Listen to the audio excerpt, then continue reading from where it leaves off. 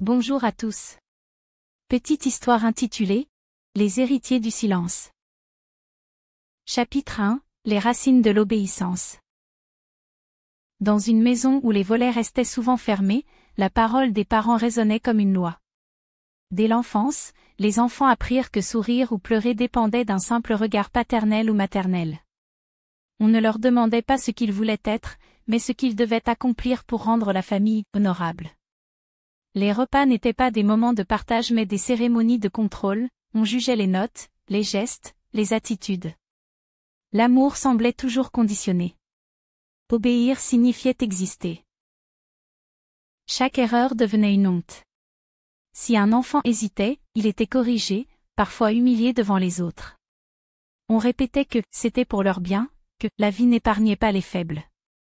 Peu à peu, les enfants intégrèrent que leur valeur dépendait uniquement du regard parental. Ils grandirent persuadés que la moindre désobéissance était une trahison. La peur d'être rejetés devint plus forte que leur désir d'être libres. Les murs de la maison enfermaient non pas des rires, mais un poids invisible. À l'école, ces enfants semblaient disciplinés, presque admirables. Les professeurs voyaient en eux des modèles, toujours prêts à suivre les règles, toujours impeccables.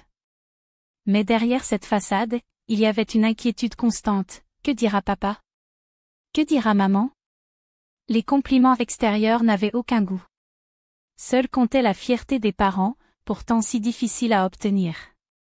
L'idée même de vouloir choisir leur propre voie leur paraissait inconcevable, presque coupable. Ils avaient appris à confondre loyauté et soumission. Ainsi, les racines de l'obéissance prirent corps. Les enfants n'étaient plus seulement des individus en devenir, mais des reflets façonnés par les attentes parentales. Dans leur cœur, un combat silencieux commençait déjà, suivre cette route tracée ou rêver, en secret, d'un chemin qu'ils n'osaient même pas nommer. L'amour espéré se confondait avec la peur de décevoir.